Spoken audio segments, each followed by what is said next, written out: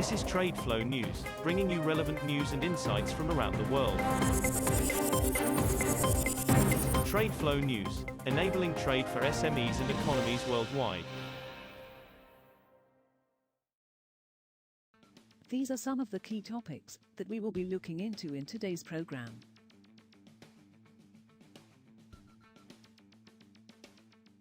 First, let's take a look at the overnight headlines which are impacting the commodity markets.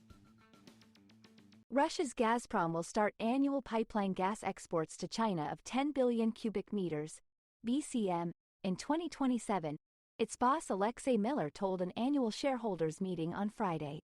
He also said the power of Siberia pipeline to China, which started operations in late 2019, will reach its planned capacity of 38 BCM per year in 2025. Gazprom has been trying to boost gas exports to China, with the efforts acquiring urgency after its gas exports to Europe, where it used to generate around two-thirds of its gas sales revenues, collapsed in the wake of Russia's conflict in Ukraine. Top oil exporter Saudi Arabia may cut prices for crude grades it sells to Asia for a second month in August, tracking weakness in Middle East benchmark Dubai, trade sources said on Friday. The potential price reduction for Asia, which accounts for about 80% of Saudi's oil exports, underscores the pressure faced by OPEC producers as non-OPEC supply continues to grow while the global economy faces headwinds.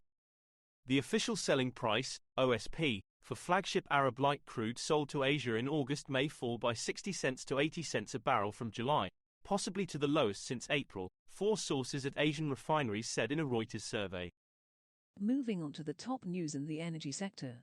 Oil prices fell on Friday as investors weighed weak U.S. fuel demand and took some money off the table at quarter end, while key inflation data for May boosted the chances the Federal Reserve will start to cut interest rates this year. Brent crude futures for August settlement, which expired on Friday, settled up 2 cents at $86.41 a barrel. The more liquid September contract fell 0.3% to $85 a barrel. U.S. West Texas Intermediate, WTI, crude futures settled 20 cents lower, or 0.24%, to $81.54. For the week, Brent rose 0.02% while WTI futures posted a 0.2% loss. Both benchmarks gained around 6% for the month. U.S. oil production and demand rose to a four-month high in April, according to the Energy Information Administration's, EIA, Petroleum Supply Monthly Report published on Friday.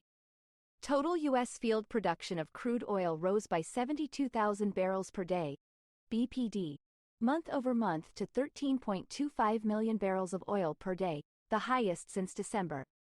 Products supplied of crude oil and petroleum products, EIA's measure of demand, rose to 20 million barrels of oil per day in April, up 131,000 barrels of oil per day from March and also the highest so far this year.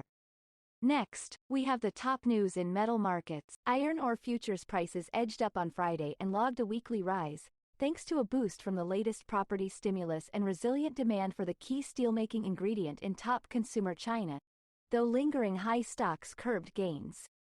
The most traded September iron ore contract on China's Dalian Commodity Exchange ended daytime trade 0.18% higher at 825 yuan, $113.52, a metric ton, a rise of 0.5% week-on-week. The benchmark August iron ore on the Singapore Exchange was 1.09% higher at $106.40 a ton, as of 0750 GMT, an increase of 1.2% so far this week. Zinc inventories in warehouses registered with the London Metal Exchange rebounded 9% to their highest level in nearly 3 months, exchange data showed on Friday, indicating surplus metal in the market. The main use for zinc is for galvanizing steel, with half of global demand coming from the construction sector. Weakness in China's debt-laden property sector has dampened demand for zinc and other industrial metals.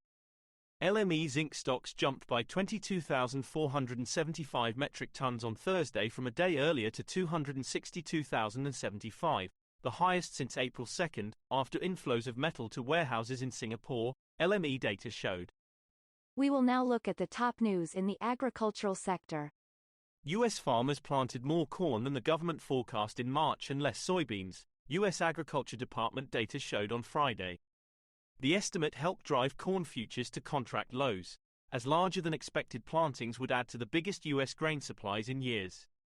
The USDA estimated corn plantings at 91.5 million acres, above analysts' expectations for 90.4 million. In March, USDA projected farmers would plant 90 million acres. Soy plantings were pegged at 86.1 million acres, the USDA said, down from its March estimate for 86.5 million. Analysts expected 86.8 million acres of soybeans. That is all for today's news on commodity markets. Stay tuned to TradeFlow News as we continue to provide you with more updates. We also invite you to follow us on Twitter at TradeFlow News, which allows you to watch our program on your mobile device or desktop to receive information from there.